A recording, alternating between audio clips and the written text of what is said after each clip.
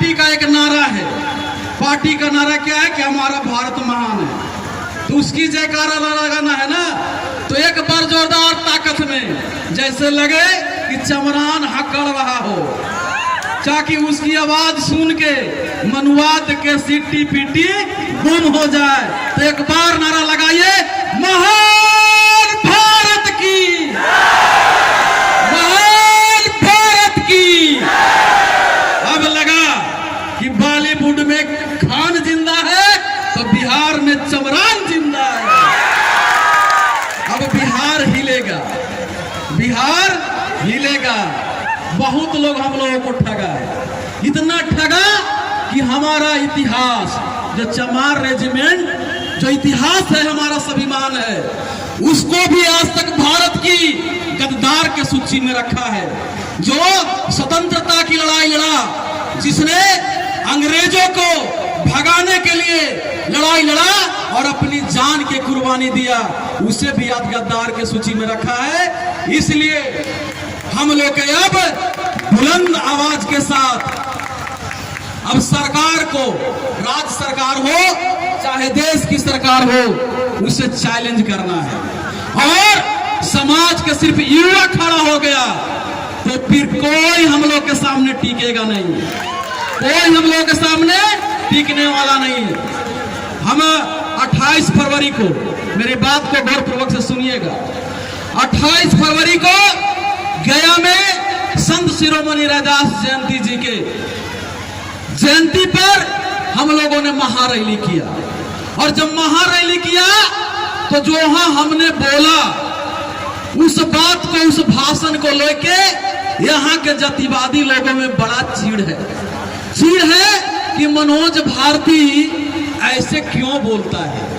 अरे भैया, जब तुम बोलते हो तो हमें तो चिढ़ पैदा नहीं होता, जब हम बोलते हैं तो तुम्हें चिढ़ पैदा होता है, इसलिए कि तुम्हें चमरान से डर है कि अगर चमरान खड़ा हुआ तो बिहार के शासक बनेगा। हमने क्या बोला था? हमने यही बोला था, युवा साथी आप ध्यान से सुनो, जितने गार्जियन है, माता बहन, आप ध्यान से सुनिए। हमने जो गया में बोला था, हम यही बोला था कि एरिया का किंग अब चमरान जी नहीं थे, अब बिहार का किंग चमरान जी हो कि नहीं? ये बात हमने वहां कहा था। और इसलिए कहा था कि सब कोई अपन अपन जाति के ब्रांड बना हुआ, सब कोई अपना अपना जाति के ब्रांड बना हुआ है। तेजस्वी यादव, तेजस्वी यादव अहिरान ब्रांड है, चिराग पासवान ब्रांड है, जीतनराम मांझी जी के सुपुत्र मांझी ब्रांड है, मुकेश सहनी के सब कोई नाम जानते हैं, सन ऑफ मलाह लिखते हैं, वो मलाह ब्रांड बने हुए हैं। तो चमरान केकरो से कम है क्या? मनोज भारती भी चमरान ब्रांड है। ऐसी न ठोक के मैंने गया में बोला था और आज भी बोल रहा हूं कि मैं चमरान ब्रांड हूं और सबसे मजबूत ब्रांड हूं कि नहीं?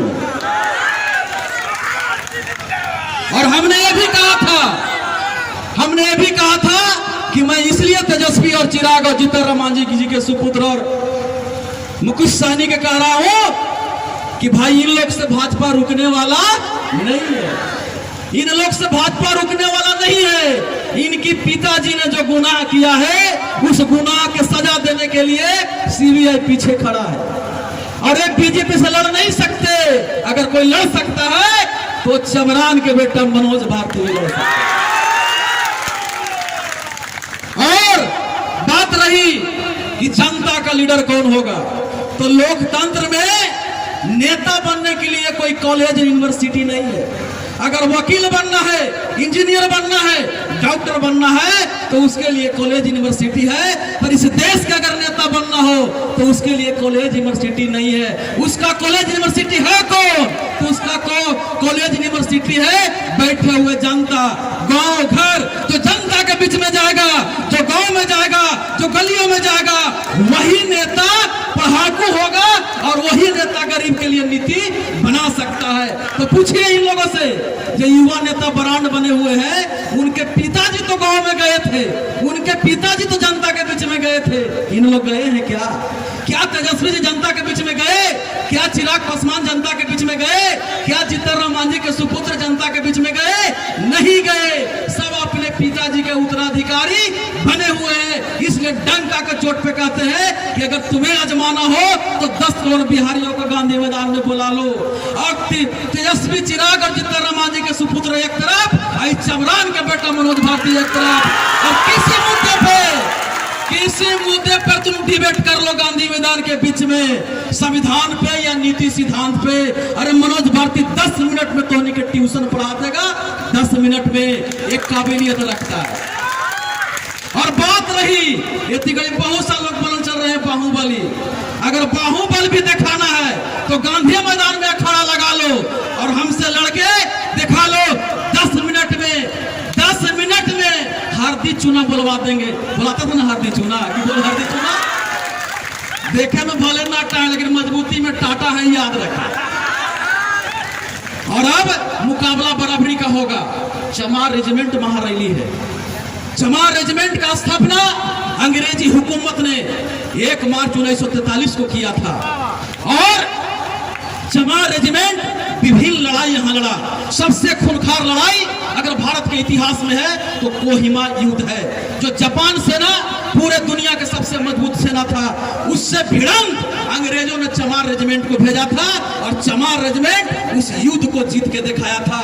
चमार रेजिमेंट के नाम से दर्जनों अवार्ड है जो उस वक्त की सरकार ने दिया था। फिर जब द्वितीय विश्व युद्ध हुई और सुभाष चंद्र बोस के तो नाम आप लोग सबको जानते ही होंगे। सुभाष चंद्र बोस भारत को हथियार के बल पे आजाद करवाना चाहते थे। इसलिए हिटलर के सेना और जापान के सेना से सुभाष चंद्र बोस मिलके और जापान में जय हिंद फौज का, आजाद हिंद फौज का उन्होंने गठन किया। और आजाद हिंद फौज को लेकर सुभाष चंद्र बोस ने अंग्रेज से लड़ने के लिए भारत पर, मतलब यानी अंग्रेज पर उन्होंने आक्रमण किया। कहां से? जो भी बर्मा देश है वो पहले भारत में हुआ करता था, वहां से। तो सुभाष चंद्र बोस को रोकने के लिए किसको भेजा अंग्रेजों ने? तो चमार रेजिमेंट को भेजा। जब चमार रेजिमेंट सुभाष चंद्र बोस के सामने खड़ा हुआ और दोनों में जब डिबेट हुआ तो चमार रेजिमेंट ने कहा कि हम चमरान हैं, हम देश के गद्दार नहीं, देश के वफादार हैं, अब आपके खिलाफ नहीं। चमार रेजिमेंट ने क्या कहा कि सुभाष चंद्र बोस जी, आपके खिलाफ मैं नहीं लड़ूंगा, बल्कि आपके साथ अब अंग्रेजों से लड़ूंगा और भारत को आजाद कराऊंगा। और अंग्रेज से लड़ गया चमार रेजिमेंट। लेकिन उस युद्ध में हार हुई सुभाष चंद्र बोस जी के भी। फिर वापस पता नहीं चला कि वो मारे गए या क्या हुआ। चमार रेजिमेंट पर अंग्रेजों ने मार्शल लॉ लाया और चमार रेजिमेंट को कहा कि इसने गद्दारी किया है, और उस पर मार्शल लॉ लगा के उसको चमार रेजिमेंट को गद्दार घोषित कर दिया और भंग कर दिया अंग्रेजों ने। तो इसलिए संकल्प लेने आए हैं कि अब चमार रेजिमेंट को भी सम्मान मिलना चाहिए और भारत में पुनः इसको गठन करना चाहिए। और जब तक गठन नहीं होगा, जब तक समता मूलक संग्राम दल अब घर बैठेगा नहीं। क्योंकि ये मेरा इतिहास है और बाबा साहब ने कहा कि जो अपना इतिहास को नहीं जानेगा वो इतिहास नहीं बना सकता। इसलिए जान जाए तो जाए, पर इस इतिहास को हम मिटने नहीं देंगे। और ये वादा है चमार रेजिमेंट का लड़ाई भारत के विभिन्न राज्यों में हो रही है, पर बिहार में नहीं हो रहा था। बिहार में पहली बार समता मूलक संग्राम दल में दाऊद नगर से शुरुआत की है। ये भी इतिहास में लिखा जाए। क्यों रखा गया, हम लोग यहाँ पर क्यों आए, इसका मकसद क्या है, इसका उद्देश्य क्या है, ये चीज जानने की कोशिश करेंगे, समझने की कोशिश करेंगे। हम लोग की संख्या ज्यादा है, लेकिन फिर भी हम लोग का आज के डेट में कोई चीज को हम लोग पद हासिल नहीं कर पाते हैं, क्योंकि हम लोग की तोड़ने की कोशिश करते हैं। हम लोग इतना अपना याद रखिएगा कि 365 दिन एक साल में होती है और पूरे के पूरे साल हम लोग मेहनत करते हैं, खुद से अपने दम पे कमाते हैं, खाते हैं, अपने बाल बच्चे को परवरिश चलाते हैं। लेकिन जैसे चुनाव का दिन आता है तो लोग आकर तोड़ने की कोशिश करते हैं।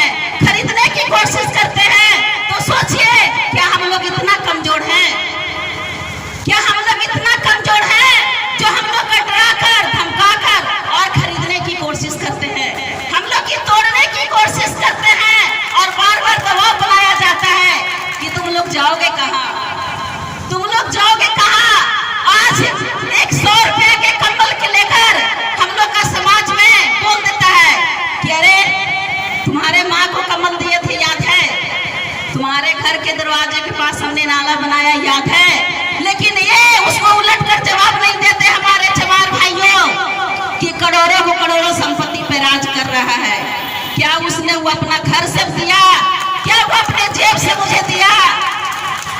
तो ये चीज याद रखेंगे कि हम लोग को कितना भी तोड़ने की कोशिश करेगा, हम लोग टूटेंगे नहीं, क्योंकि हम लोग का संख्या भी ज्यादा है। अगर हम लोग अपने समाज को अगर अपनी कीमती वोट देकर अगर जिताते हैं, तब आपकी दुख दर्द को समझेंगे। जिस तरह से मैं एक गोघट एक गाँव है 26 नंबर वार्ड में पड़ता है, वहां पर गए हम लोग का समाज, मैंने बिल्कुल हम लोग का समाज झोपड़ी पट्टी और